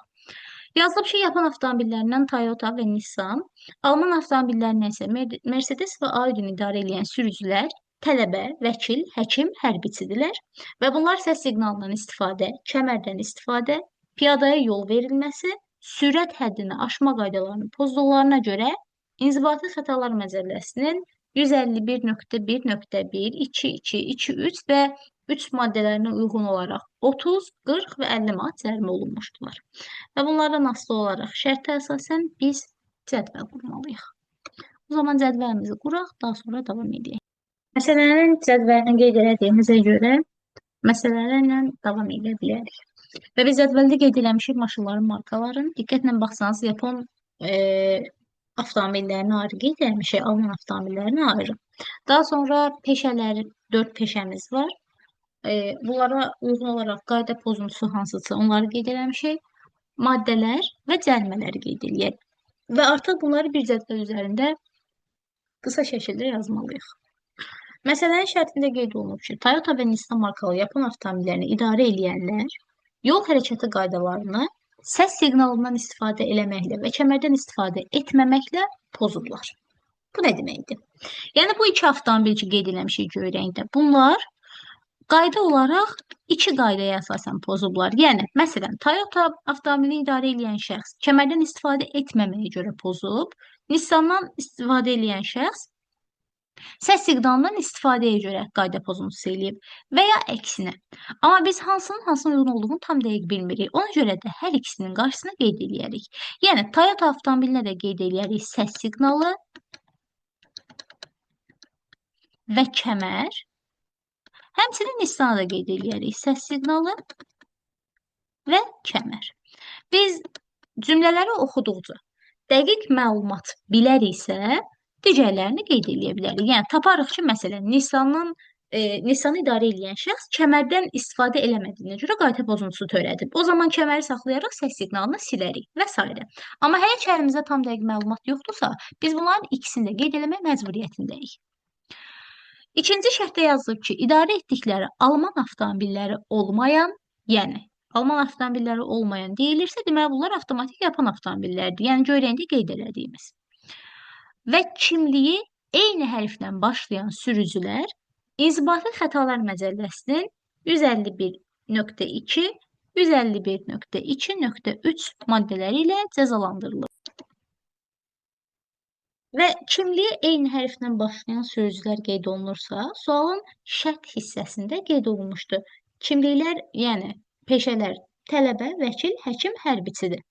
Bunların içərisində eyni hərflə başlayan həkim və hərbiçidir. Deməli, Alman avtomobilləri olmayan, yəni yapan avtomobillər olan Toyota və Nissanı sürən sürücülərin biri həkimdir, biri hərbiçidir. Amma mən tam dəqiq bilmirəm, Toyotanı idarə edən şəxs həkimdir, yoxsa hərbiçidir və yaxud Nissanı idarə edən şəxs həkimdir və ya hərbiçidir. Bilmədiyimə görə eyni ilə bunu da ikisini qeyd eləməliyəm. Yəni, Toyotanın da adının qarşısına hərbiçi və ya həkimi qeyd eləməliyəm. Nissanın da adının qarşısına hərbiçi və ya həkimi qeyd eləməliyəm. Digər tərəfdən bunlar İnzibati Xətalar Məcəlləsinin 151.2.2, 151.2.3-cü maddələri ilə cəzalandırılıblar. Yenidən bizim üçün qeyd eləmir. Hansı avtomobili idarə edən şəxs 151.2.2, 151.2.3 maddəsindən cəzalandırılıblar. Amma bunların ikisindən biri 2.2, ikisindən biri 2.3 maddəsindən cəzalandırılıb. O zaman mən qeyd edirəm hər ikisini yenə 151.2.2, 151.2.3 və bunların içərisində hansı səhvdirsə, biz artıq cavabları yaza-yaza üzərini silərik. 151.2.3 Bunları təqribi qeyd elədik. Ən yüksək cərimə təkcə İnzibati Xətalar Məcəlləsinin 151.3-cü maddəsi ilə vəkilin piyadaya yol verməməyinə görə müəyyənləşdirilib. Tam dəqiq bilmirik. Yəni, bu insan kimdirsə, peşəsi vəkildir. Vəkil piyadaya yol verməyib və digər tərəfdən ən yüksək cərimə, buna İnzibati Xətalar Məcəlləsinin 151.3-cü maddəsi ilə müəyyənləşdirilib və ən yüksək cəriməmizin miqdarı 50 manat idi.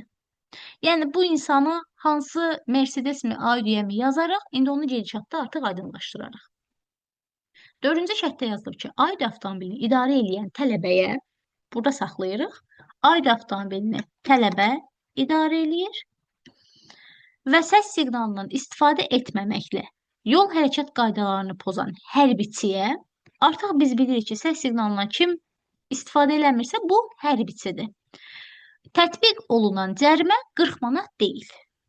O zaman biz tələbənin adının qarşısına cərimə hissəsinə 40 yazarıq, üzərini silərik. Və Toyota və Nissan da ikisindən birinə 40 yazıb üzərini silməliyik. Amma yenə də deyirəm, bunun hansı olduğunu tam dəqiq bilmirik. Çünki biz bilmirik Nissanı hərbiçi idarə eləyir, yoxsa həkim idarə eləyir. Əgər hərbiçi idarə eləyirsə, deməli bu səs siqnalından istifadə eləməmədiyinə görədir. Əgər həkim istifadə eləyirsə, deməli digər qayda pozuntusuna görədir. Amma bunu tam dəqiq müəyyənləşdirə bilmərik. Biz 5-ci şərtə keçməmişdən əvvəl yenidən qayıdaq 3-cü şərtə. Deməli, biz baxırıq ki, bayaq cümlə qeyd olunmuşdu ki, vəkil piyadaya yol verməməyinə görə 50 manatdan cərimələnib. O zaman biz baxırıq ki, bu insanlardan kim vəkil ola bilər? Kimin adının qarşısı boşdur? Mercedes-i idarə edən şəxs. Deməli, bu vəkildir. Qayda pozuntusu piyadaya yol vermədiyinə görədir. Bu maddə 151.3-cü maddədir. Cəzası 50 manatdır. Bundan asılı olaraq yenidən şərtə keçmədən başqa bir məlumat da əldə edə bilərik. Bizim əlimizdə 4 qayda pozuntusu var idi. Biri səs siqnalından istifadə etməməkdir. Biri kəmərdən istifadə etməməkdir. Biri piyadaya yol verməməkdir və sonuncusu sürət həddini aşma qaydasıdır. Deməli, Aydını idarə edən şəxs sürət həddini aşıb. Çünki bu Toyota və Nissan-a bu iki qayda pozuntusuna biri uyğun olacaq. Piyadaya yol verməyəni tapmışıq Mercedes-dir. Deməli, sürət həddini aşmada qalacaq A-üdüyə. Və maddələrə baxsaq, maddələri də müəyyənləşdirə bilərik. Bizim qayda pozuntusumuz 151.2.2, 151.2.3, 151.3 və sonda qalan 151.1.1-dir. Yəni, biz digər maddələri tapmışıq. Toyota və Nissan tam dəqiq tapmamışıq, amma bilirik ki, bu ikisindən biri olmalıdır. Deməli, yerdə qalan bir dənə qayda pozuntusu, yəni maddəni gəlib A-üdüyə yaza bilərik. Və A-üdə baxırıq ki, cərimə olaraq 40 manat cərimə ödəməyib, 50 manat da cərimə ödəməyib. Çünki 50 manatı Mercedes ödəyib. Yerdə qalacaq 30 manat, deməli A-üdünü idarə edən şəxs 30 manat cərimə ödəməlidir. Artıq bu məlumatlar əlimizdə var. Keçirik sualın 5-ci şərtinə. Yazılıb ki, Nissan avtomobilinin sürücüsü İnzibati Xətalar Məcəlləsinin 2.3-cü maddəsi ilə 40 manat cərimə olunmuşdur. Baxın, Nissan avtomobilinin sürücüsü 40 manat cərimə olunubsa, 40-ı yazırıq bunun adının qarşısına və İnzibati Xətalar Məcəlləsinin 2.3-cü maddəsidirsə, o zaman biz buradan artıq 2.2-ni silirik, tapırıq ki, 2.3-dür. Və Toyota'nın da avtomatik 2.3-ü silməliyik, çünki 2.3-ün Nissan-a aid olduğunu bilirik. Toyota'nın da maddəsini bilirik ki, 2.2-dir. 3-cü şərtinə, daha doğrusu 4-cü şərtinə qaydanda burada bizə belə bir cümlə verilmişdi. Aid avtomobilini idarə edən tələbəyə və səs siqnalından istifadə etməməklə yol hərəkət qaydalarını pozan hərbiçiyə tətbiq olunan cərimə 40 manat deyil. Biz bura nə nəticə çıxara bilərik? Aid avtomobilini idarə edən tələbənin 40 manat olmadığını tapmışıq. Bunun üzərindən zaten xətt çəkmişik. Və səs siqnalından istifadə etməklə yol hərəkət qaydalarını pozan hərbiçiyə bilirik ki, hərbiçi səs siqnalına görə belə deyək də cərimələnib. Və bu həmin insana tətbiq olunan cərimə 40 manat deyil. Buradan məntiqən nəticə çıxara bilərik ki, Nissan avtomobili əgər 40 manat cərimə olunubsa, deməli Nissan avtomobilini sürən insan hərbiçi deyil, çünki hərbiçi olsaydı 40 manat cərimələnməməli idi. Və hərbiçi olmadığına görə bu Nissan avtomobilini idarə edən şəxs səs siqnalına görə də cəzalanmayıb. O zaman biz bunu da üzərini silirik, bunu da üzərini silirik. Yəni, Nissan avtomobilini həkim idarə eləyir, qayda pozuntusu kəmərdən istifadə etməməyə görədir. Yerdə qaldı Toyota'nı tapmaq. O zaman Toyota'nı da hərbiçi istifadə eləyir, biz buradan həkimin adını silərik və qayda pozuntusu da səs siqnalından istifadə etməməyə görə olar. Sonda bizdən tələb olunur ki, avtomobillərə uyğun rəqəmləri həmin avtomobillərlə pozulmuş qaydaların ABCD ardıcıllığına uyğun düzək. O zaman baxırıq ki, səs siqnalından istifadəyə görə hansı avtomobildir? Toyota. Baxırıq ki, Toyota 2 nömrəlidir. 2 nömrəli olmalıdır. ABCD sırasıyla düşsək, 2 nömrəli olmalıdır burada, A-nın qarşısında. Daha sonra kəmərdən istifadəyə görə Nissan avtomobili. Nissan avtomobilinin rəqəmi 4-dür. Piyadaya yol verməməyə görə Mercedes-dir. Mercedes-in rəqəmi 1-dir. Sürət həddini aşmağa görə də A-üdür. A-üdün rəqəmi 3-dür. Deməli, ardıcılıqla yazsaq 2, 4, 1, 3 olan variant bizim doğru cavabımızdır. Doğru cavabımız da cavab variantlarından D variantı olar. 86 nömrəli cədvəl sualı ilə davam edək. Deməli, biz ilk növbədə cədvəlin məlumatlarını qeyd eləməliyik. Cədvəldə qeyd olunub ki, A üstə B bərabərdir C plus 3. Digər tərəfdən B üstəgəl C bərabərdir 2A plus 2. C üstəgəl A bərabərdir 3B plus 3. Biz ilk növbədə bunları tərəf-tərəfə toplamalıyıq. Tərəf-tərəfə topladığımız zaman, yəni sol tərəflərin cəmi sağ tərəflərin cəminə bərabər olmalıdır.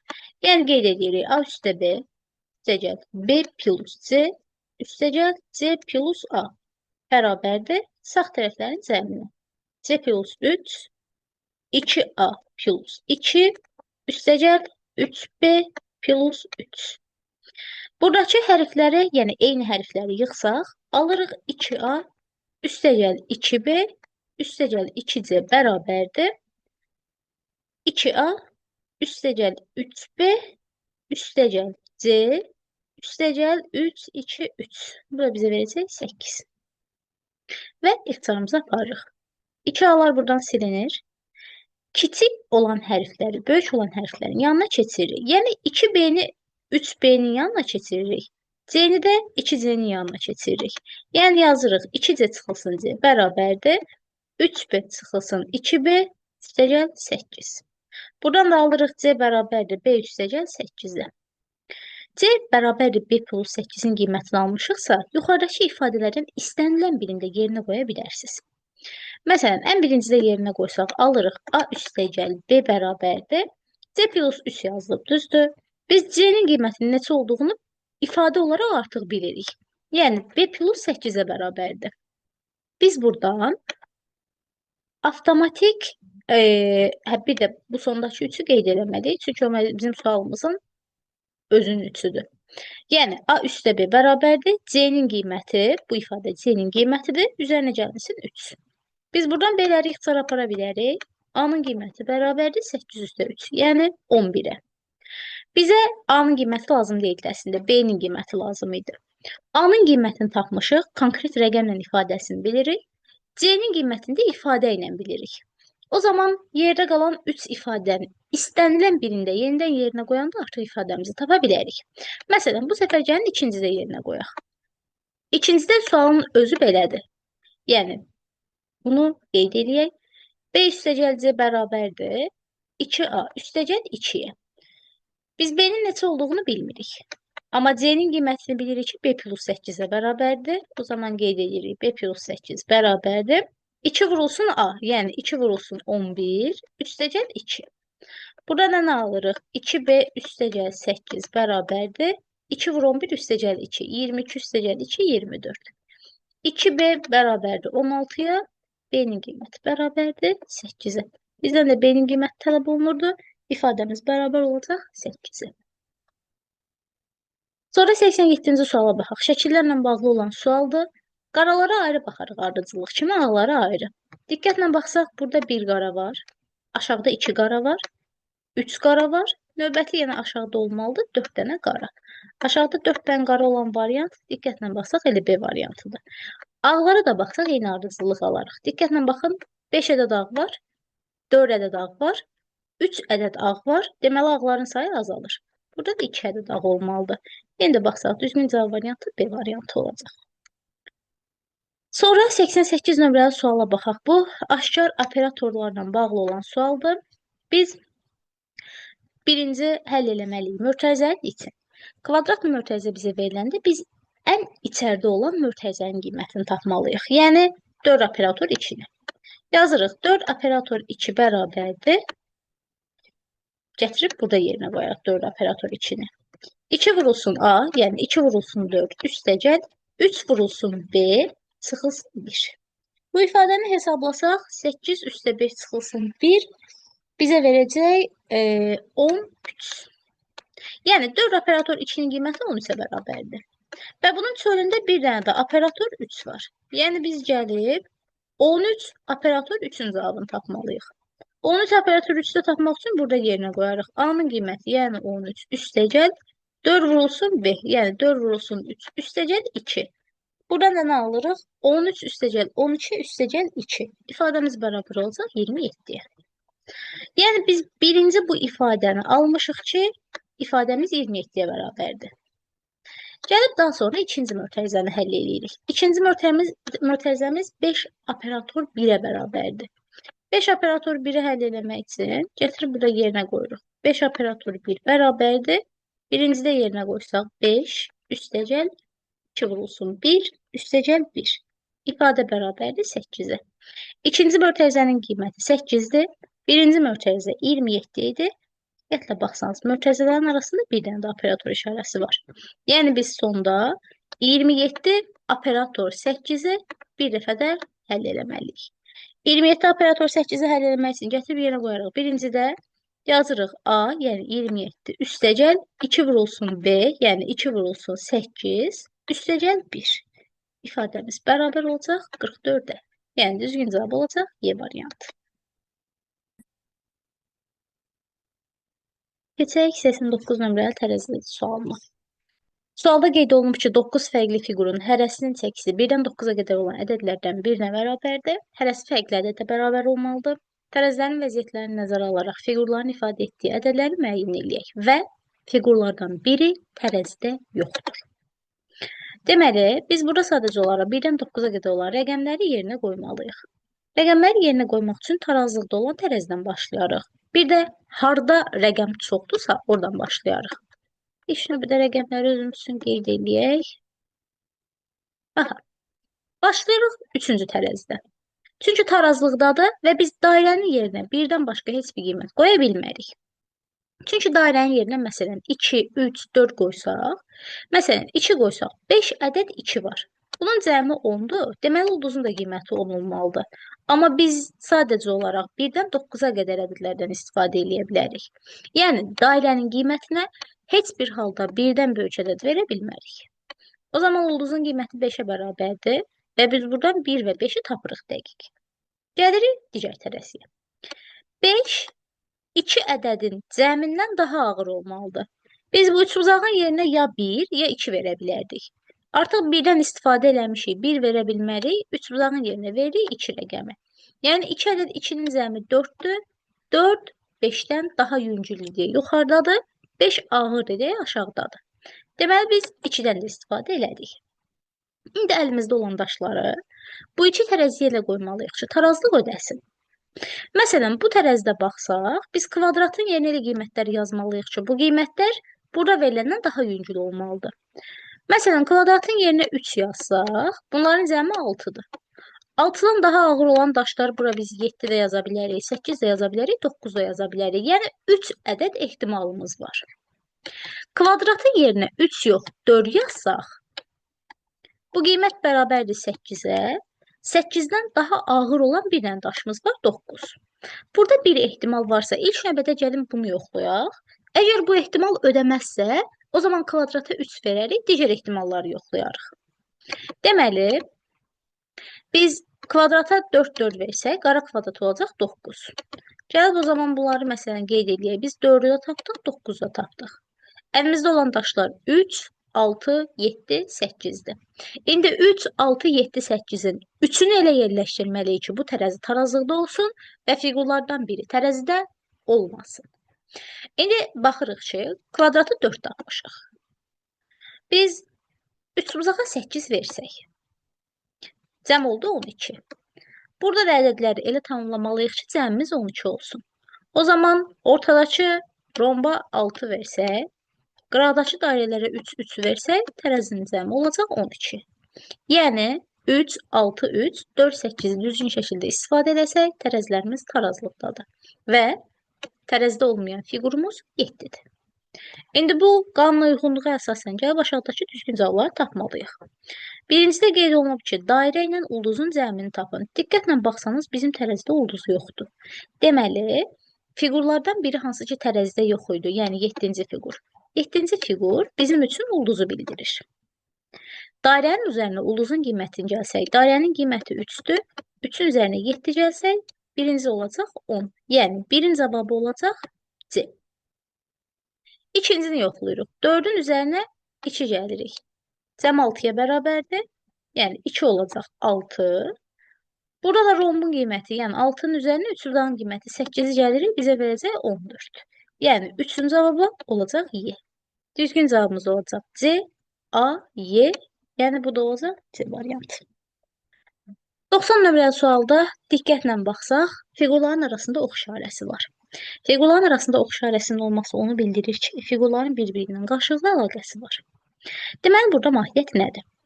Ən birinci sıraların bir-birinin əlaqəsi var. Yəni 5, 6, 14, 45. Ardıcıl şəkildədir.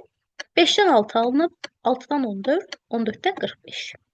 5-dən 6 almaq üçün 5-i 1-ə vurub üzərinə 1 gələrik. Alırıq 6. 6-nı 2-yə vurub üzərinə 2 gələndə alırıq 14. 14-ü 3-ə vurub üzərinə 3 gələndə alırıq 45. Digər tərəfdən keçirik ikinci fiqura. 15-dən 16 almışıq, 16-dan 34 almışıq, 34-dən 105 almışıq. 15-i yenidən 1-ə vurub üzərinə 1 gələndə 16 alırıq. 16-nı 2-yə vurub üzərinə 2 gələndə 34 alırıq. 34-ü 3-ə vurub üzərinə 3 gələndə 105 alırıq. O zaman sual işarəsini tapmaq üçün 27-dən 28 alarıq. 28-dən sual işarəsini alırıq. Sual işarəsindən də 177-dir. 27-ni 1-ə vurub üzərinə 1 gələndə 28 alırıq. 28-i 2-yə vurub üzərinə 2 gələndə 58 alırıq. 58-i 3-ə vurub üzərinə 3 gələndə 177 alırıq. Deməli, bizim düzgün cavabımız olacaq 58. 91 nömrəli sualda yazılıb ki, 4 rəqəmli ədədin ilk rəqəmi 7-dir. Bu rəqəmin ədədin əvvəlindən silib sonuna yazdıqda alınan ədəd verilən ədəddən 4158 vahid kiçik olur. Biz burada nə edirik? 4 rəqəmli ədəddirsə biz digər rəqəmlərin bilmirik. Yəni A, B, C şəklində qeyd edə bilərik. İndi bu rəqəmin ilk rəqəmin, yəni 7-ni buradan silib bunun sonuna əlavə eləyə bilərik. Sonuna əlavə eləsək ədədimiz bu şəkildə olacaq. A, B, C 7. Bu arada burada A, B, C yazmağımızda əsas məqsəd odur ki, yəni biz birinci, ikinci, üçüncü ədədin neçə olduğunu bilmirik. Yəni hansı rəqəmdir bilmirik. Sadəcə olaraq A, B, C ilə ifadə edə bilərik.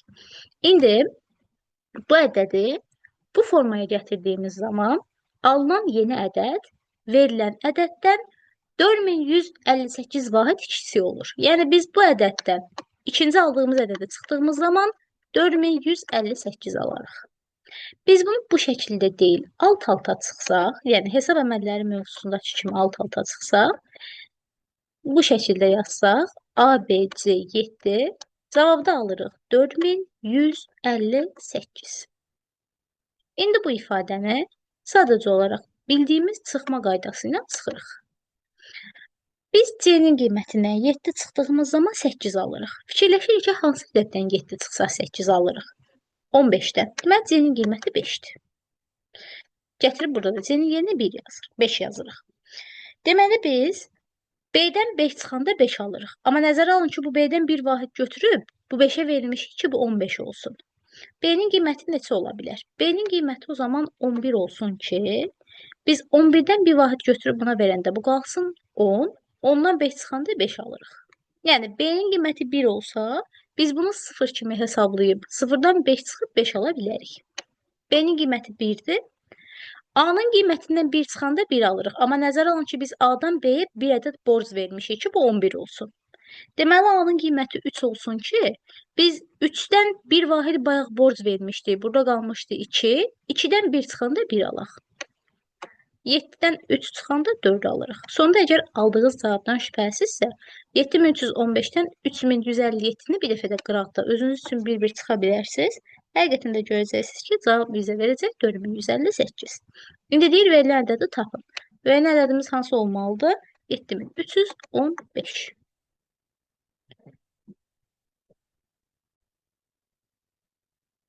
Doksanıncı nömrəli sualla davam edək. Qeyd olunub ki, avtomobil parkı dayanacaq üçün olan yeri həftəlik 10 manat, aylıq isə 30 manat icarəyə verir. Dayanacağı yeni icarəyə götürərkən icarə haqqını ay-bay ödəyən şəxs 1 il ərzində icarə haqqını həftəlik ödəniş ilə müqayisədə neçə manat pul qənaət etmiş olar? Bu nə deməkdir? Biz ümumiyyətlə belə deyək də, həftəyə, yəni bir həftəyə bu insan 10 manat belə deyək də, icarə haqqı verir. Bəs bir il ərzində nə qədər biz bu qayda ilə hesablasaq, bir il ərzində nə qədər icarə haqqı verər? Bir həftəyə 10 manat pul verirsə, bir ildə 52 həftə var. Bu adam 52 həftəyə neçə manat pul verər? O zaman baxırıq ki, bunu adi tənasüb yolu ilə hesablasaq, x-in qiyməti bərabərdir 520. Yəni bu adam bir həftəyə 10 manat icarə haqqı verirsə, bir ilə, yəni 52 həftəyə 520 manat icarə haqqı verər. Bu həftəlik icarə haqqıdır. Gəlin indi isə aylıq icarə haqqına baxaq. Bu insan bir aya 30 manat icarə haqqı verir. Bəs ayla hesablasaq bir il ərzində neçə manat icarə haqqı verər? Biz bilirik ki, bir ildə 12 ay var. Bir aya bu insan 30 manat icarə haqqı verirsə, 30 aya neçə manat icarə haqqı verir? Yenə tanaşım qaydasında x-in qiyməti bərabərdir 12 vurulsun 30, yəni 360-a. Yəni demək istədiyimiz odur ki, bu adam həftəlik pulu versə ilə 520 manat pul xərcləyər, aylıq pul versə ilə 360 manat pul xərcləyər. Hansı daha sərfəlidir? Demək ki, aylıq. İndi yazılıb ki, bu adam müqayisə eləsək, nə qədər pul qənaət eləmiş olar? Həftəyə olsa 520 manatdır. Aya olsa 360 manatdır. Aylığa keçsə əgər bu adam neçə manat pul qənaət eləyər? 520-dən 360-ı çıxarıq, taparıq ki, 160 manat pul qənaət olunmuş olar. Növbəti, keçək 93-cü suala. Yazılı variantlardan hansı aşağıdakı kimi qatlanıb kəsilmiş vərəqin açılışı ola bilməz? Burada həm diaqonal vari açılış var, həm də düz şəkildə güzgü əksi var. Fiquru biz dərsin izahında qeyd eləmişik ki, qırıq-qırıq xətt hansı istiqamətədirsə, o tərəfə açmalıyıq. Diqqətlə baxsanız, qırıq-qırıq xətt aşağı doğrudur. Yəni, bu diaqonal vari aşağı doğru açılmalıdır. Daha sonra bu sağ tərəfə açılmalıdır. Demək ki, biz buradan məntiqi nəticə çıxarırıq ki, bizdən tələb olunan hissə fiqurun bu sol hissəsidir ki, biz buna açılışını çəkdiyimiz zaman sağ tərəfə açarıq. İndi gəlin baxaq, açılışını çəkdiyimiz zaman hansı üst-üstə düşməz. Yəni, diaqonal variyə baxsaq, diaqonal vari ən birincisini yoxluyuruq. Məsələn, buradan bu xətti çəksək, bu hissə bizə verilən hissədir. Biz indi bunu aşağı doğru atsaq, həqiqətən üst-üstə düşərmi? Düşər. İkincisinə baxıram. İkincisində biz burada səlqə ilə bu V hərfini diaqonal vari aşağı doğru atsaq, həqiqətən də üst-üstə düşər. Amma bir də diqqətlə üçüncüsünə baxın. Şimşək işarəsi heç vaxt diaqonal varidə üst-üstə düşməyəcək. Yəni, üçüncü şəklin açılışı ola bilməz. Dördüncü şəkildə ulduzu səlqə ilə bölsək, həqiqətən də açılışı olar. Beşinci şəkildə də bu hissəni bölsək, bu ürək hissələr bir-birinin üzərinə düşər. Diaqonal vari açılışda sadəcə üst-üstə düşməyən üçüncü şəkildir. Amma təkcə burada diaqonal vari açılışdan söhbət getmir. Biz fiquru bir dəfə də sağa doğru açmalıyıq. Açdığımız hissə bu alınır və biz bunu bir dəfə də aşağı doğru açmalıyıq. İndi gəlin baxaq görək sağa doğru və yaxud da aşağı doğru açanda hansı hissələr üst-üstə düşməz. Məsələn, mən bu hissəni buradan səlqə ilə kəsib sağa doğru atsaq, həqiqətən də bu hissə ilə bu hissə üst-üstə düşəcək. Və yaxud ikinci şəkli. Sağa doğru atsaq, bu işarələr, 2 ilə W işarələri həqiqətən üst-üstə düşəcək. Beşinci şəkildə səlqə ilə bölsək, baxırıq ki, sağla sol həqiqətən də bir-birinin üstünə düşər. Amma dördüncüyə diqqətlə baxsaq, dördüncüdə ulduz işarələri bir-birinin üzərinə düşməyəcək. Əslində, burada çox kiçik bir nüans var. Diqqətlə baxsaq, bu hissə ilə bu hissə bir-birinin üzərinə düşməlidir. Amma diqqətlə baxın, bir-birindən tam şəkildə paralel deyil. Biri nisbətən yuxarıdadır, biri nisbətən aşağıdadır. Yəni, ulduzun təpə nöqtələri düz şəkildə istiqamətlənməyib. Ona görə də üst-üstə düşməz. Üst-üstə düşməzsə, deməli, biz digər variantların hamısını atırıq. Üçüncü və dördüncü bizim üst-üstə düşməyən, yəni vərəqin açılışı ola bilməyən variantlarımızdır. Növbəti davam edək 94 nömrəli sualla. X-in qiyməti müəyyənləşdirməliyik. Diqqətlə baxsanız, maksimal qiymət istəyir bizdən və biz Y-in yerinə görə maksimal qiymət qoyaq ki, X-in də maksimal qiymətini alaq. Ümumiyyətlə, yadımızda saxlayırıq, qalıq burada verilən ədəddən hər zaman kiçik olmalıdır. Yəni, Y-in kvadratı hər zaman 30-dan kiçik olmalıdır. Deməli, Y-in qiyməti neçə ola bilər? 1 ola bilər. Çünki 1-in kvadratı 30-dan kiçikdir. 2 ola bilər. 2-nin kvadratı 30-dan kiçikdir. 3 ola bilər. 3-ün kvadratı 30-dan kiçikdir. 4 ola bilər. 5 ola bilər. Y-in qiyməti heç bir halda 6, 7, 8, 9 ola bilməz. Çünki 6-nın kvadratı 36-dır. 36 30-dan kiçik deyil. 7-nin kvadratı 49-dur. 49 30-dan kiçik deyil. Həmçinin 8-in kvadratı 9-un kvadratı uyğun olaraq 30-dan kiçik deyil. İndi biz baxırıq ki, Y-in əlimizdə 5 dənə qiyməti var. Bunlardan hansı maksimaldır? 5. Gətirib 5-i yerinə qoyuruq. Burada və burada. X-in qiymətini tapmaq üçün biz bu iki ədədi bir-birinə vurub, üzərini 5-in kvadratı gəlməliyik. Yəni, 30 vurulsun 5, üstə 5-in kvadratı. Bu da bizi verəcək 175.